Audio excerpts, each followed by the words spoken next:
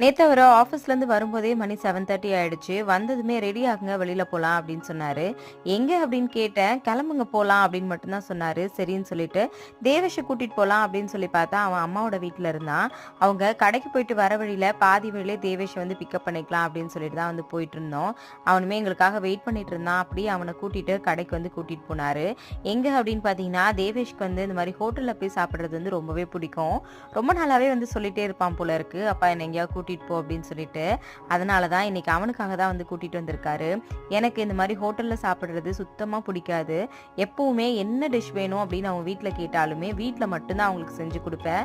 என்கிட்ட சொன்னாரு. சரி அவன் ரொம்ப ஆசைப்படுறான் அப்படின்றதுனால நேத்து எல்லாரும் ஹோட்டல்ல போய் சாப்பிட்டுட்டு வந்தோம். எனக்கு இந்த மாதிரி ஹோட்டல்லாம் போய் சாப்பிட்றத விட பசங்களுக்கு வீட்டில் செஞ்சு கொடுக்கறது ரொம்ப பிடிக்கும். நீங்க எப்படி அப்படின்றத மறக்காம கமெண்ட்ல வந்து சொல்லுங்க. ஆனா நேத்து தேவேஷ் ரொம்பவே வந்து ஹாப்பியா இருந்தான். அது மட்டும் எனக்கு நல்லாவே தெரிஞ்சிச்சு.